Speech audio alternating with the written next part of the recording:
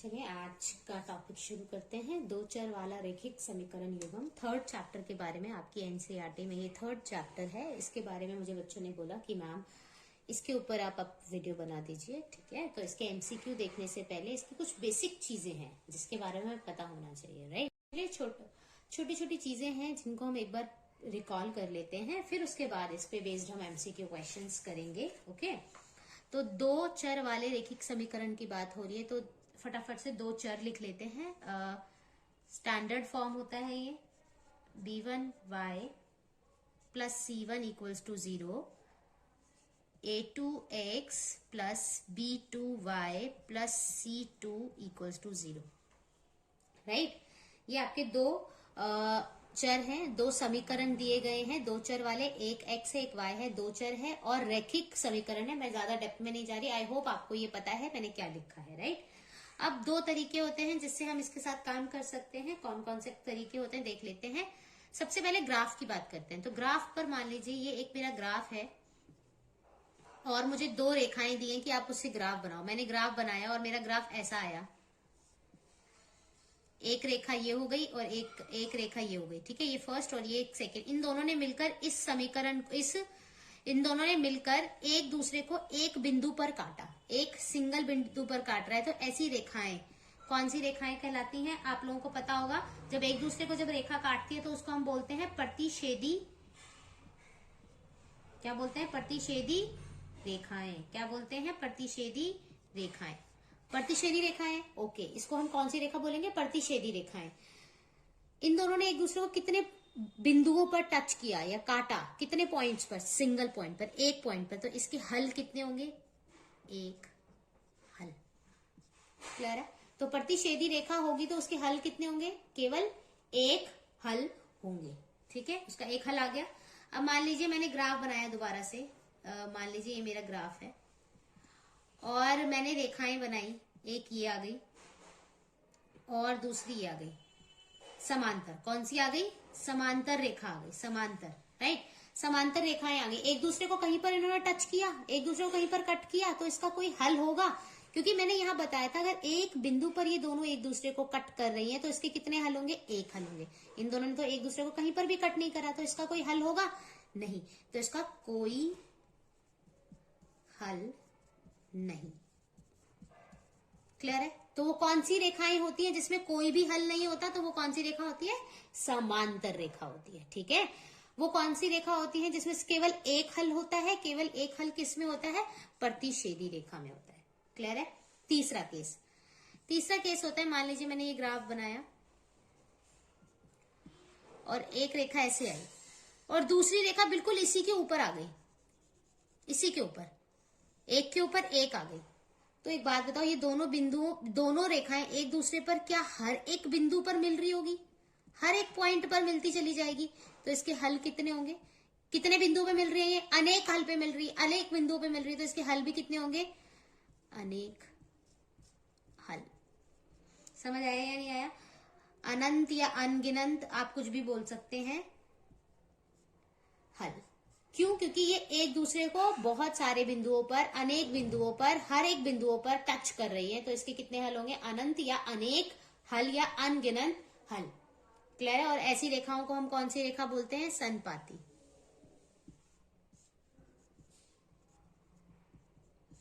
ये तीन केसेस होते हैं। प्रतिच्छेदी रेखाएं एक हल, समांतर रेखाएं कोई हल नहीं, संपाती रेखाएं जिसके अनगिनत हल होते हैं, अनकाउंटेबल्स, राइट। प्रतिच्छेदी रेखाएं इंटरसेक्टिंग लाइंस बोलते हैं, ओनली वन सॉल्यूशन या यूनिक सॉल्यूशन भी बोला जाता है।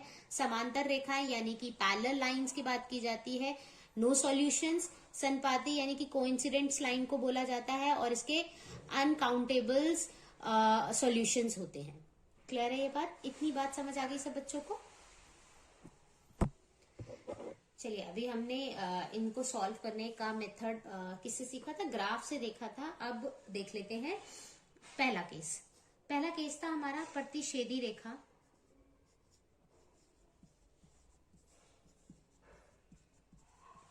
और वो कैसी थी? ऐसी थी। कितने हल थे? एक हल। यही था। और इसके लिए अब फॉर्मूला बनाया गया है। क्या होता है? A1 by A2 does not equal to B1 by B2, A1 by A2 बराबर नहीं है B1 बाय B2 के। आप इसे ग्राफ पर सॉल्व ना करके आप इसको ऐसे भी सॉल्व कर सकते हैं। वो ये A1, B1, A2, B2 वो यहां से आते हैं। ओके, दूसरा होता है हमारा कौन सा था, संपाती।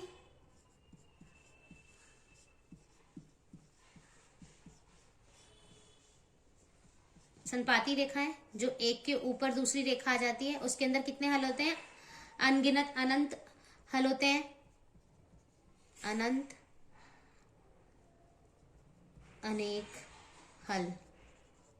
इसके लिए क्या फॉर्मूला बनाया गया है ये देखो, इसके लिए होता है A1 बाय A2 बराबर है B1 बाय B2 और बराबर है C1 बाय C2। ये तीनों आपस में कैसे हो जाते हैं, बराबर। अगर ये चीज हो जाती है तो इसका मतलब वो कैसी रेखा होंगी, संपाती रेखा, यानी उसके अंदर कितने हल होंगे, अनगिनत अनेक हल होंगे। अगर ये वाली चीज ट्रू हो जाती है तो इसका मतलब वो कैसा होगा, प्रतिच्छेदी रेखा होगा, राइट। तीसरा देख लेते हैं, तीसरा होता है समांतर रेखाएं।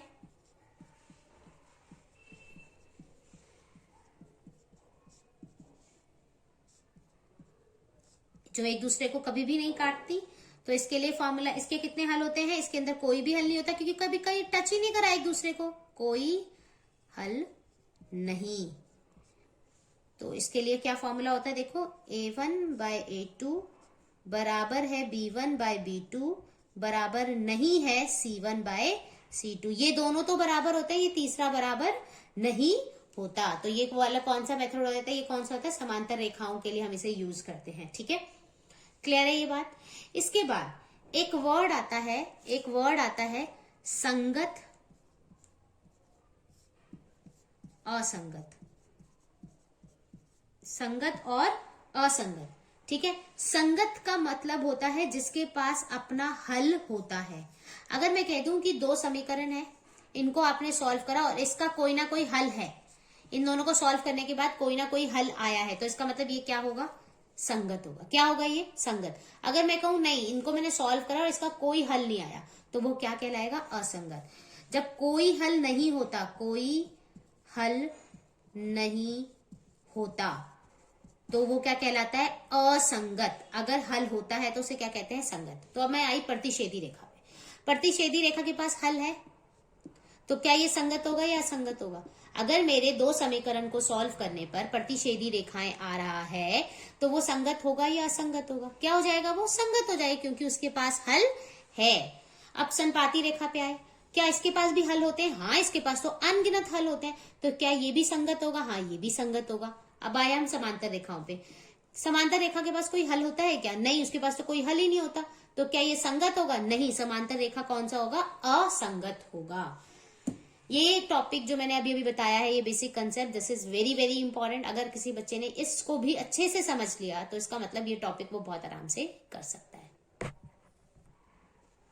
चलिए आज का पहला क्वेश्चन सॉल्व करते हैं। उन्होंने बोला k का मान क्या है, k का मान के ऊपर क्या है, क्वेश्चन मार्क है, जिसके लिए समीकरण दिस एंड दिस का कोई हल नहीं है। तो मैं सबसे पहले क्या करूंगी, समीकरण लिख लेते हैं फटाफट से।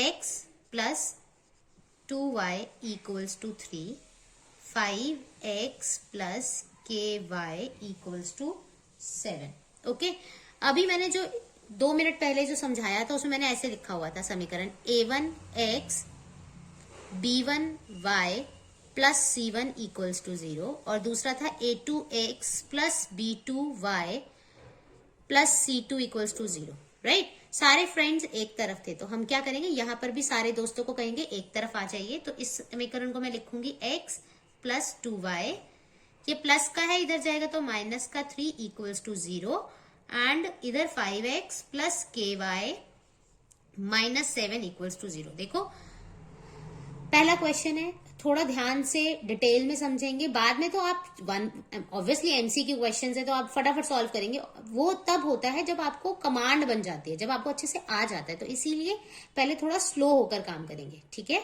चलिए आगे चलते हैं। अब मैं इन सबको भूल जाऊंगी, ये क्या है ये क्या है मुझे कुछ याद नहीं है, मुझे ये पता है कि मेरी एक समीकरण ये है और एक समीकरण ये है। ओके, अब उसने क्वेश्चन बोला कोई हल नहीं, कोई हल नहीं कब होता था? जब रेखाएं कैसी होती थी? समांतर होती थी, उनके अंदर कोई भी हल नहीं होता था। ठीक है, अब मैं ग्राफ तो नहीं बनाऊंगी यहाँ बैठ के, तो अब मैं क्या करूंगी, मैंने कुछ वो अनुपात दिए थे, लिखवाए थे अभी थोड़ी देर पहले। क्या था अनुपात? क्या था? कोई हल के लिए नहीं, कौन सा था? A1/A2 बराबर है B1/B2, और वो बराबर नहीं है किसके? C1/C2 के। ये कब होता है? जब कोई हल नहीं होता, हम ये तब लगाते हैं। ठीक है, ये अनुपात वाला फॉर्मूला हम तब लगाते हैं जब कोई हल नहीं होता। ठीक है जी, अब देखो फटाफट, इसको देखो और इसको देखो। A1 की वैल्यू क्या है? 1। B1 की वैल्यू क्या है? 2। C1 की वैल्यू क्या है? -3। ओके, यहाँ पे प्लस का साइन है तो यहाँ पे -3 आ जाएगा। A2 की वैल्यू कितनी है? 5। B2 की वैल्यू कितनी है? K। C2 की वैल्यू कितनी है? -7। आपने सारी वैल्यूज लिख ली, आपको ये ऐसे ही लिखनी है, पहले आदत ऐसे ही बनानी है। दोनों को देखेंगे फटाफट फटाफट। A1 B1 C1 A2 B2 C2, यह सारे साइन प्लस के होते हैं, तो अगर कोई माइनस का ले रहा है तो वो उसका साइन है, इसीलिए यहाँ C1 की वैल्यू मैंने क्या लिखी? -3। ओके, अब फॉर्मूले में रख दो। फॉर्मूला कहता है A1/A2, तो लिखो 1/5 बराबर है 2/K, बराबर नहीं है -3/-7। देखो कितना आसान हो गया। अगर मैंने ऐसे लिखा इसको तो कितनी आसानी से मैंने इस चीज को लिख दिया। ओके, अब देख लेते हैं फटाफट से, इसको लेते हैं फटाफट। 1/5 बराबर 2/K। K इधर चला जाएगा तो K का मान कितना आ जाएगा? 5 2 जा 10, तो K की वैल्यू कितनी आ गई? 10 आ गई। राइट, आप ऑप्शन में देखिए, दे रखा है 10, this is the right answer. लेकिन मैं एक चीज और बताना चाहूंगी, अगर इसमें से बोल देता क्वेश्चन में कि K का मान क्या नहीं हो सकता, K का मान क्या हो सकता है? 10 हो सकता है। K का मान क्या नहीं हो सकता? आप ये उठाएंगे, क्योंकि देखो यहाँ पे ये दोनों बराबर नहीं है, तो इसका मतलब मैं यहां से अगर बोलती K का मान क्या नहीं हो सकता, तो हम लेते 2/K बराबर नहीं है, माइनस से माइनस यही काट देते हैं, 3/7। K यहां चला जाता है, ये यहां चला जाता है, तो देखो 7 दूनी 14 हो जाता, और ये 3 इधर आ जाता, बराबर नहीं है K के। इसको आप क्या पढ़ते कि K बराबर नहीं हो सकता किसके? 14/3 के। तो K का मान 14/3 कभी भी नहीं हो सकता। K का मान कुछ भी हो सकता है, लेकिन ये नहीं हो सकता। राइट, तो इसी क्वेश्चन में अगर वो ये पूछ लेता कि K का मान क्या नहीं हो सकता, तो क्या नहीं हो सकता? 14/3 नहीं हो सकता। चलिए नेक्स्ट क्वेश्चन देखते हैं। This one is again very important question. कहता है P के किन मानों के लिए 4x + py + 8 = 0 तथा 2x + 2y + 2 = 0 का एक अद्वितीय हल है। एक हल की बात हो रही है, unique solution, only one solution की बात की जा रही है, केवल एक हल। कब होता था? जब वो रेखाएं कैसी होती थी? प्रतिच्छेदी रेखाएं होती थी। राइट, और प्रतिच्छेदी रेखाओं के लिए हम क्या यूज करते थे? A1/A2। कौन सा अनुपात यूज करते थे? A1/A2 बराबर नहीं होना चाहिए B1/B2 के, यही होता था। राइट, तो ये सारी चीजें आपके दिमाग में रिकॉल हो जानी चाहिए कि अच्छा एक हल के बारे में बात कर रहा है। एक हल कब होती थी? जब प्रतिच्छेदी रेखा होती थी, और प्रतिच्छेदी रेखा के लिए हम ये वाला अनुपात वाला फॉर्मूला यूज करते थे। तो ये आपको माइंड में आ जाना चाहिए। ओके, फटाफट से लिख लेते हैं। 4x + py + 8 बराबर 0, ये मेरा पहला समीकरण है। दूसरा है 2x 2y + 2 = 0, ये मेरा दूसरा समीकरण है। राइट, फटाफट से मैंने बताया था, मैं बार बार नहीं लिखूंगी। A1 क्या है मेरे लिए? देखो 4, पहले यहाँ पे जा रहे हैं। B1 मेरे लिए क्या होगा? P, और C1 मेरे लिए कितना है? 8 है। यहाँ पे आते हैं। A2 क्या है? 2 है। B2 क्या है? वो भी 2 है, और C2 क्या है? वो भी 2 है। आ गया फॉर्मूला, ये था, लगा लेते हैं फटाफट से। तो क्या आएगा? 4/2 बराबर नहीं होना चाहिए P/2 के। ठीक है, अब वही क्रॉस मल्टीप्लीकेशन कर देते हैं, तो 4 × 2, और ये 2 भी नीचे ही आ जाएगा, ये 2 यहां चला गया, 2 से 2 कट गया, तो 4 बराबर नहीं होना चाहिए किसके? P के। यानी कि यानी कि आप जो ये चाह रहे हैं ना कि प्रतिच्छेदी रेखा आ जाए, एक हल आ जाए, ये तब पॉसिबल है जब P का मान आप 4 ना रखें। 4 के अलावा आप जो मर्जी रखें, काम बन सकता है, लेकिन अगर आपने 4 रख दिया तो हमारा काम नहीं बनेगा। इसलिए P का मान क्या नहीं होना चाहिए, 4 नहीं होना चाहिए। ठीक है, देखो जरा आदित्य हल कब होगा, जब P का मान 4 नहीं होगा। अगर मैंने P का मान 4 रख दिया तो ये कंडीशन क्या आ जाएगी।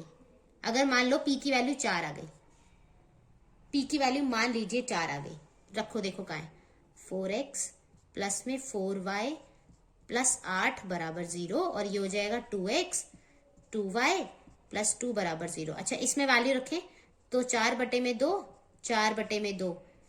क्या ये सच है? 4/2, इसको काट देंगे 2 आ जाएगा, इसको काट देंगे 2 आ जाएगा। 2 बराबर नहीं होता 2 के। क्या ये सच बात कही है मैंने? ये तो गलत है, 2 तो 2 के बराबर होता है। तो इसीलिए ये याद रखें, P का मान 4 कभी भी नहीं हो सकता। अगर वो हो गया तो ये कंडीशन को वो होल्ड नहीं करेगा। क्लियर है? तो आंसर क्या आएगा, P बराबर नहीं है 4 के। यहां बच्चे गलती करते हैं, तो प्लीज मेक श्योर थोड़ा सा ध्यान से। ओके, चलिए नेक्स्ट क्वेश्चन देखते हैं।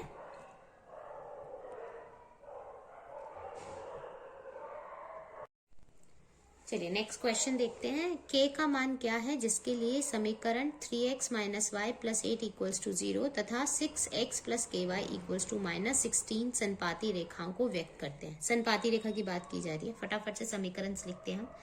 3x माइनस वाई प्लस में 8 इक्वल्स टू 0, अगला है 6x plus ky equals to minus 16। देखो अब ये इधर है, सारे फ्रेंड्स एक तरफ होने चाहिए, तो इसको इधर बुला लेते हैं, तो माइनस की टर्म किसकी हो जाएगी, प्लस की। क्लियर है ना? प्लस 16 बराबर 0। मेरी बिल्कुल जैसे मुझे समीकरण चाहिए थे वैसे हो गए हैं। फटाफट से A1 A2 B1 B2 सब लिख लेते हैं। A1 का मान 3 होगा, B1 कितना होगा देखो -1, और C1 कितना होगा 8 होगा। यहाँ पे देखते हैं A2 कितना है मेरे पास 6, यहाँ पे B2 क्या है K, और C2 कितना है मेरे पास 16। लिख लिया। अब उसने बोला संपाती रेखाएं। संपाती रेखाओं के लिए कौन सा रेशियो यूज करते हैं, कौन सा अनुपात वाला फॉर्मूला यूज करते हैं, A1/A2 बराबर है B1/B2 बराबर है C1/C2। ये कौन से के लिए होता है, संपाती रेखा के लिए।